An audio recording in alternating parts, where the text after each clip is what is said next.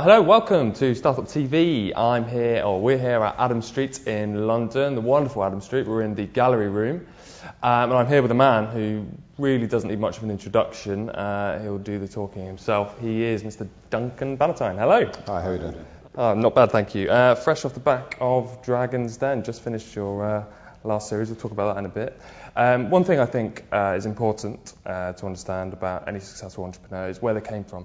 How they started and what was their inspiration. I think it's something really relevant to our viewers and readers. So can I ask you how you got started in business and what set the ball rolling?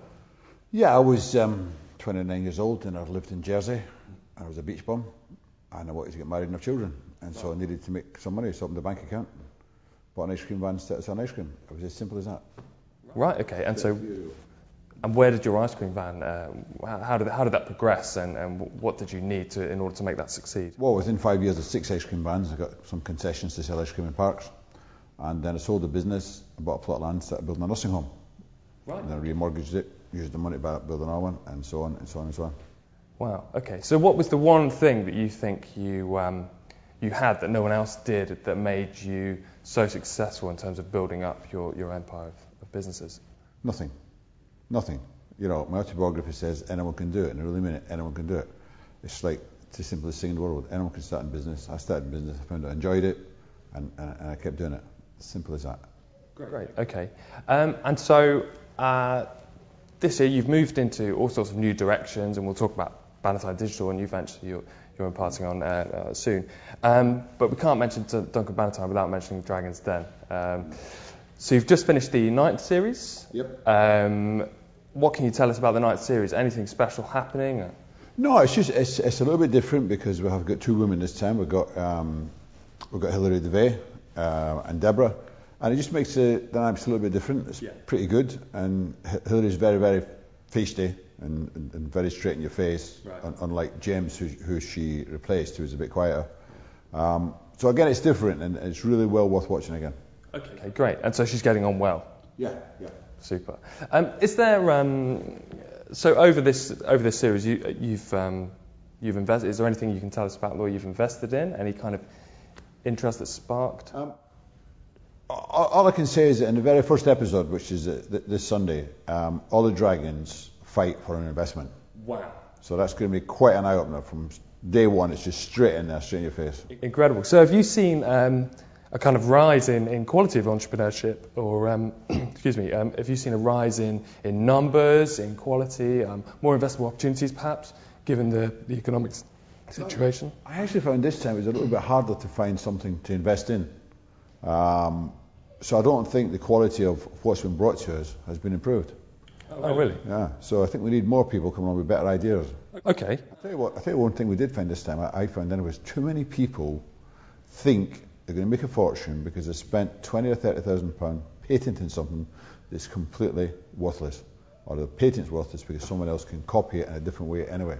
And too many people are concentrating on patents instead of doing other things like the service industry, the manufacturing industry, and there's other things they can do in business rather than getting a patent and an invention. And that seems to be a trend in Dragon's Den as well. Often people come up without any real solid patent and without doing any of the real fundamentals which you have to do to get where you are. So now you've gone on from addresses on land, you've gone to an address in the digital world in the form of Bannatyne Digital. Yeah. So can you tell us a bit about, what inspired that particular move and why now? What inspired it? It's inspired all my businesses. It's like seeing a need, and I couldn't get anybody to look after my website properly. Right. And I employ 4 full-time people in IT, and getting web designers was always very difficult. So I decided to set up a web company that would design websites. And it was as simple as that. I was approached by some fantastic people who, Stephen Foster, who is running it, and he says, we'd like to share this with you, and take 50% equity and start it. And so I said, okay, and he did all the running, and it's doing very well. So was it like a Dragon's Den, full-on Dragon's Den pitch then? Yeah, it was, yeah. Him and Peter Dixon, who's the voice of the X Factor, they got together and they came, and they said, this is how we want to do it. And it worked. With a few little changes, but it worked and it's gone. And did you take much convincing? Because this was your first, I believe, your first venture into kind of the digital world, as I say. So did you have any reservations about it, or were you kind of... Well, I said, in order for you to show me that you can do this, what you need to do is redesign my website. Right. Which they did. They did a fantastic job. It's looking really good. And now they're doing more of the back end of it, more of the second pages, third pages, things like that. So and it's a continual development, because you can't do a website overnight. And so they're continuing on that. And yeah, that convinced me, and that was it. So you're a kind of man that needs to see figures and proof, yeah, as we know. Yeah, great, okay. And how do you think, I mean, obviously I've seen the Bannatyne digital website and had a little look around, and in it seems to me it's focused, perhaps you'll correct me, on small and medium enterprises, and how it can help and develop new and young businesses develop into the digital world. How do you see the future of SMEs and young businesses in terms of on a digital platform? Where does the future lie for those people? Well, I think some businesses shouldn't concentrate too much on the digital platform, but we all need it to a certain extent. And it's actually a session they need in your business for it. I was speaking to someone just last night who's in business and is actually going to do a television program and hasn't got a website set up to sell the product, which is just completely crazy. Right. So sometimes there's a great need for it, and sometimes there isn't such a great need for it. Health clubs, for example, not many people join health clubs online, but people book hotel spas online. So we've got both on our website. We can actually see a difference. So it's a matter of assessing the need and then just making sure that your website is good and does the job it's supposed to do. Okay. And so what does when you're talking about other businesses having a job and getting a sense of what they need to achieve, what does Bannatyne Digital need to achieve, or what do you want it to achieve in the long run? Well, we just wanted to achieve an aim as being a quality provider of websites and looking after small businesses, and we are actually going to send out the letters as well to small businesses and tips and things like that, so they can join our organisation and get those. So just really a provider of help and assistance to small businesses. Okay. And is there anything past Bannatyne Digital that do you see it branching out? Are you thinking now about more digital ventures that it's opened your eyes to? No, I think we'll take it one stage at a time. Let's get Bannatyne Digital right and get it, let it have a good name, and then we'll start thinking about other things. Great, okay.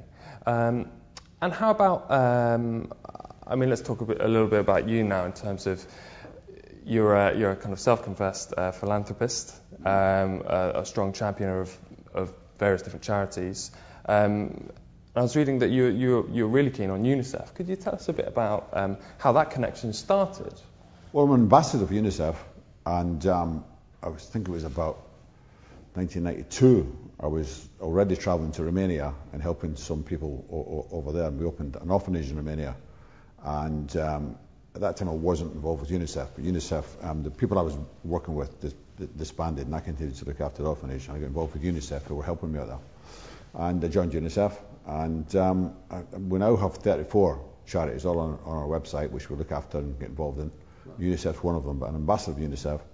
And we went to different parts of Romania with UNICEF, and we started new projects, and I've spent a bit of time in Africa with them. I just spent some time in Haiti with them, and I just worked with them. We spent a week in Bolivia, and just seeing some of the things they do, it's just absolutely amazing. In Bolivia, for example, I saw how we can actually get water pumps into the ground out in the country just off the river, where the people actually, 85% of children deaths in Bolivia are from diarrhea, which is caused by no clean water, no sanitation.